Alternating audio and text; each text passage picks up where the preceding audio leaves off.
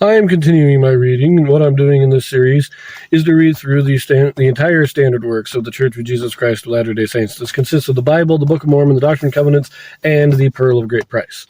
I am reading in a chronological order of events, not according to publication or volume, so I will be skipping around a little bit as I'm moving along. It's going to start more during the time of the Judges here, and will be really skipping around during the time of the Kings.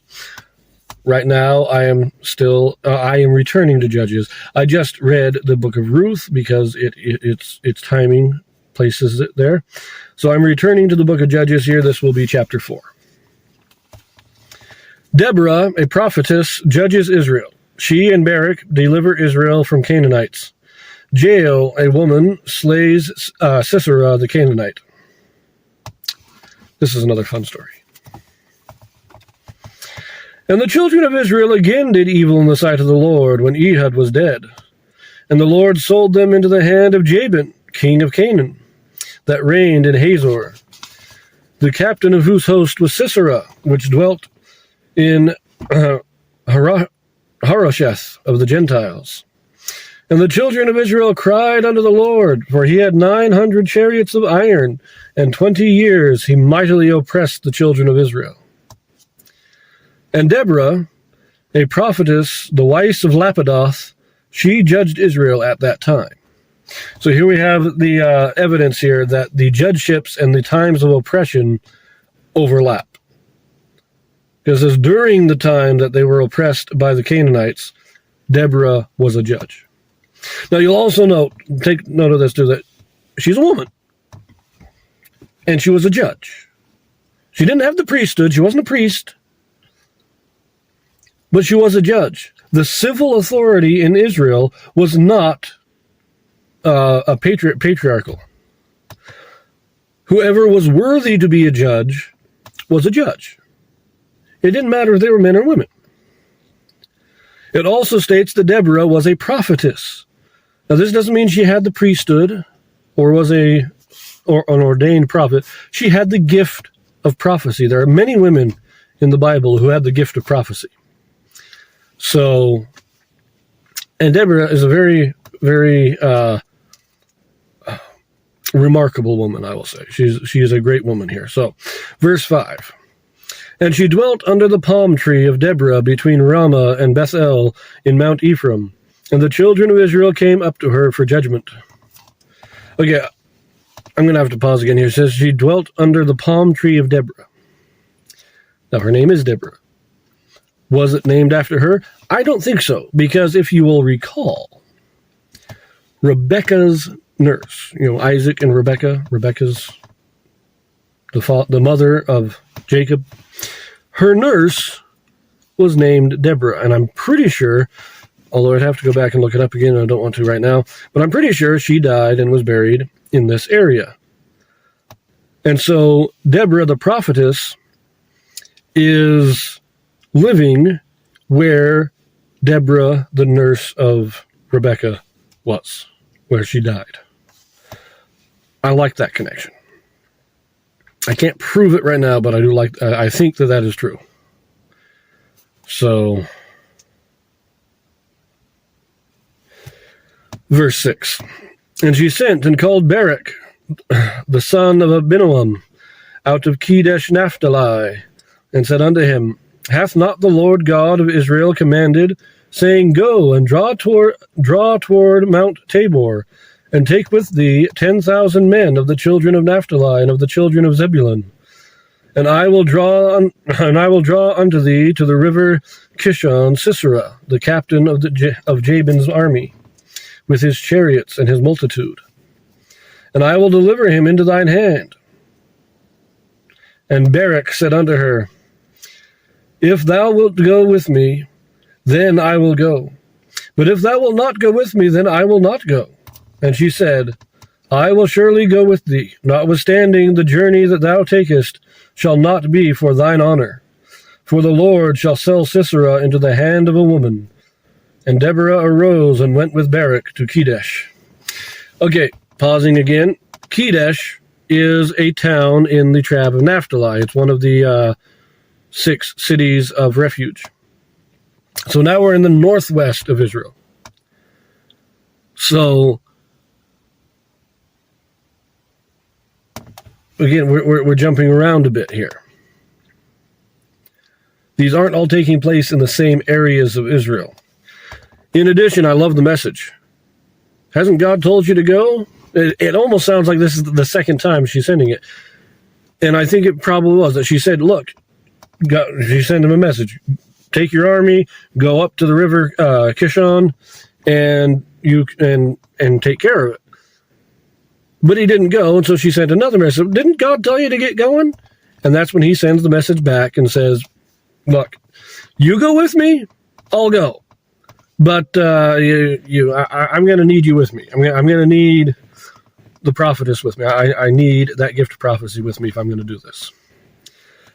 And I think it's because of that, because Barak, he was a great guy. I have no reason to doubt that Barak was a righteous man, great soldier, great warrior, but he had a little bit of doubt. And so because of that, Deborah says, I will go, but because I'm going, just know that Sisera is going to be killed by a woman. So let us read this again. Let us continue. Verse 10. And Barak called Zebulun and Naphtali to Kedesh, and he went up with 10,000 men at his feet, and Deborah went up with him. Now Heber the Canaanite, which was of the children of Hobab, the father-in-law of Moses, had severed himself from the Canaanites, and pitched his tent unto the plain of Zaanaim, which is by Kedesh. And they shewed Sisera that Barak the son of Abinoam was gone up to Mount Tabor. And Sisera gathered together all his chariots, even 900 chariots of iron, and all the people that were with him from Harosheth of the Gentiles unto the river Kishon. Not Kishon, sorry, Kishon, that's how it should be pronounced. And Deborah said unto Barak, Up, for this is the day in which the Lord hath delivered Sisera into thine hand. Is not the Lord gone out before thee? So Barak went down from Mount Tabor, and 10,000 men after him. And the Lord discomforted Sisera and all his chariots and all his host with the edge of the sword before Barak, so that Sisera lighted down off his chariot and fled away on his feet.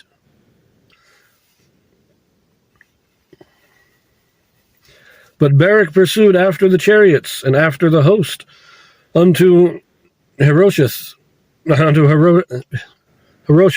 of the Gentiles. That is a hard name to pronounce for some reason. And all the host of Sisera fell upon the edge of the sword, and there was not a man left. So they go up. Sisera is told that the Israelites are gathering at Mount Tabor, and so he gathers his army to go and attack them. Deborah sees it happening, so go get them. It is time. God has delivered them. And so Barak charges, and they wipe out the army of the Canaanites, to destroy them all except Sisera. And they did such damage that Sisera, actually, in order to flee, he jumps out of his chariot because he realizes, I think, that the Israelites are targeting the chariots. The Israelites are actually going after the chariots. And so Sisera jumps out of the chariot and flees, and the Israelites just chase the chariot. Verse 17. Howbeit, Sisera fled away on his feet to the tent of Jael, the wife of Heber the Kenite. For there was peace between Jabin, the king of Hazor, and the house of Heber the Kenite. So, now, again, just pausing a moment here. Heber the Kenite, he is a descendant of Jethro, the father-in-law of Moses. Because remember, after Israel established themselves in Canaan, the family of Jethro moved to Canaan to live among the Israelites. And they lived, I believe, in the south, which would be closer to the area of Midian. But Heber here moved up north.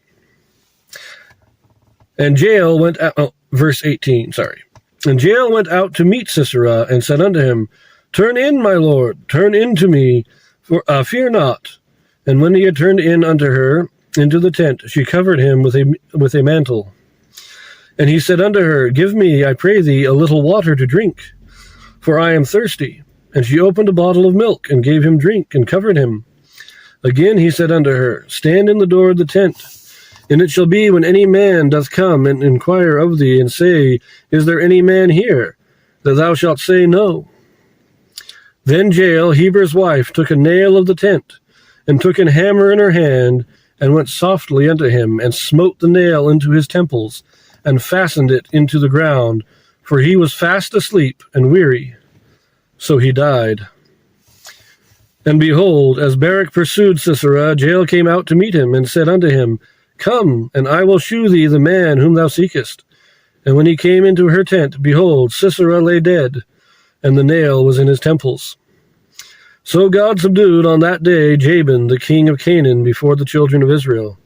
And the hand of the children of Israel prospered and prevailed against Jabin, the king of Canaan, until they had destroyed Jabin, king of Canaan.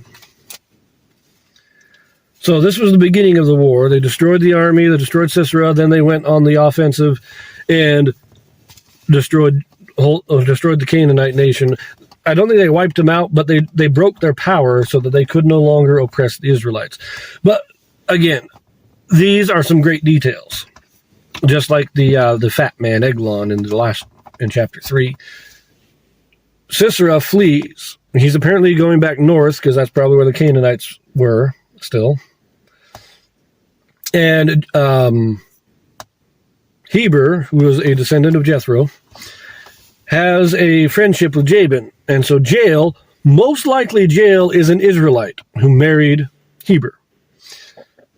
And when Sisera comes, she recognizes him. She tells him to come in. She gives him drinks. She kind of hides him, puts him under a blanket, makes him feel comfortable. And as soon as he's asleep, she takes a spike, probably a tent spike for posting your tent up, and she hammers it in here and out here and fastens his head to the floor. That's one long spike. Probably killed him instantly. But again, he was killed by a woman. And then she went out. She kept a lookout for Barak, and when Barak came by, she said, "Hey, he's in here. You don't need to search anymore." I think she was an Israelite because she knew what she was doing. She planned it out. As soon as she saw Sisera, she knew she was going to kill him. She set him up to kill him.